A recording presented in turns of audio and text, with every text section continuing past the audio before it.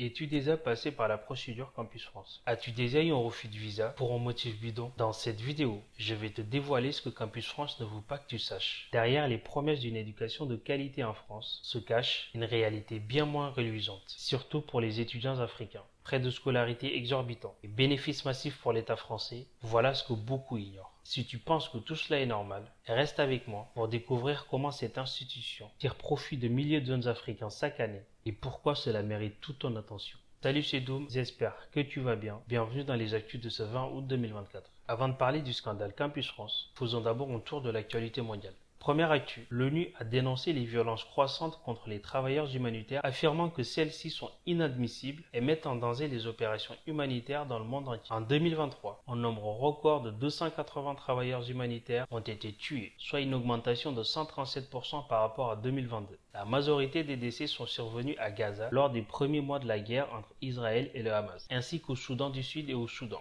En 2024, 176 humanitaires ont déjà été tués, avec des chiffres alarmants dans les territoires palestiniens. L'ONU et les organisations humanitaires appellent à la fin des attaques contre les civils et à la protection des humanitaires, tout en exhortant à ce que les responsables rendent des comptes. Deuxième actu, l'Ukraine poursuit son offensive en territoire russe, ciblant particulièrement les infrastructures dans la région de Koursk pour perturber les voies d'approvisionnement russes. Le 19 août 2024, la Russie a confirmé la destruction d'un troisième pont sur la rivière Seym près de Karich, à la suite de frappes ukrainiennes. Ce pont est l'un des 3 ponts stratégiques endommagés, les 2 autres étant situés à Gloskovo et Zvanoye. Ces attaques visent à empêcher les Russes de ravitailler leurs troupes et de renforcer leur position. Bien que l'Ukraine ait déjà pris le contrôle de 82 localités et 1150 km² depuis le début de l'offensive, la consolidation de ces gains reste incertaine. Les Ukrainiens tentent d'encercler les forces russes au sud de la rivière Seym, mais leur succès dépendra de leur capacité à maintenir ces positions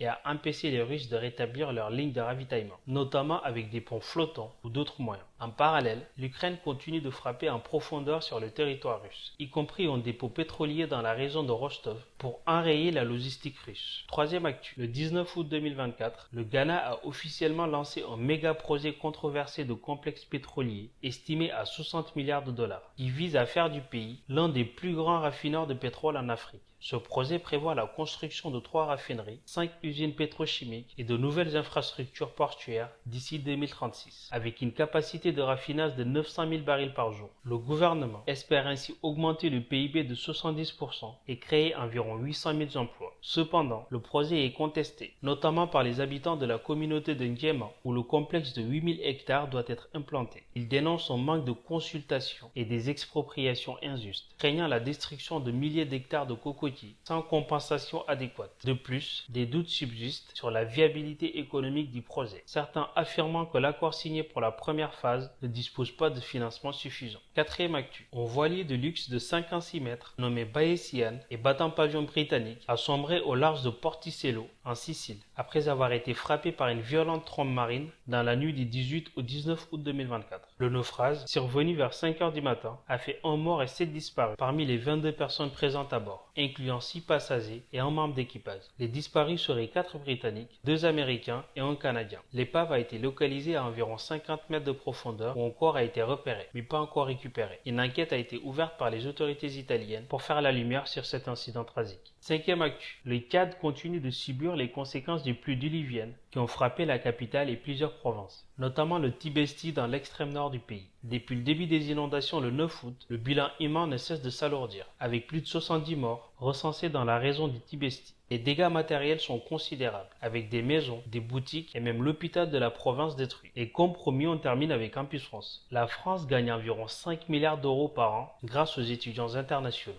notamment via Campus France. Ce chiffre représente l'impact économique net de la présence de ces étudiants en France, en tenant compte de leurs dépenses personnelles comme le logement, la nourriture, les frais de scolarité, etc. Chaque année, des milliers de jeunes Sénégalais aspirent à poursuivre leurs études en France, espérant une éducation de qualité. Cependant, ces aspirations sont également une source de revenus non négligeable pour la France. En 2018-2019, Campus France a enregistré 21 000 demandes d'étudiants sénégalais, chacun devant payer des frais de traitement de dossier de 50 000 francs CFA, en plus des frais de visa de 35 000 francs. Cette seule opération a permis à Campus France de récolter 1,785 milliard de francs CFA. Malgré ces sommes considérables, tous les candidats ne réussissent pas à obtenir un visa. En fait, seuls 5 000 sur les 21 000 demandeurs ont vu leur rêve se réaliser, laissant 16 000 autres étudiants sans visa et sans remboursement des frais engagés. Pour ces derniers, la perte s'élève à 1,360 milliard de francs CFA, somme qui finit dans les caisses françaises sans aucune contrepartie éducative pour les étudiants concernés. Je tiens à souligner que ces frais de traitement de dossier qui étaient à 50 000 francs CFA sont maintenant passés à 85 000 francs et ne sont pas remboursables évidemment. En gros, je t'explique le processus. Campus France te demande de payer 85 000 francs CFA pour que tu aies le droit de postuler dans les universités publiques en France. Et il prend le soin de te préciser que ces frais de dossier ne seront en aucun cas remboursés, même en cas de refus d'acceptation de la part des universités ou d'un refus de visa. Toi, tu remues ciel et terre pour trouver cette somme. Tu payes, mais on te dit que tu ne peux postuler qu'à 7 formations. Et même parmi ces 7, tu ne peux choisir que 3 formations non sélectives, à savoir des licences. Les 4 choix restants doivent forcément être des formations sélectives. En gros, non seulement tu payes 85 000 francs pour pouvoir postuler, mais en plus de ça, on te limite dans tes choix, de sorte à ce que tu ne puisses avoir aucune acceptation.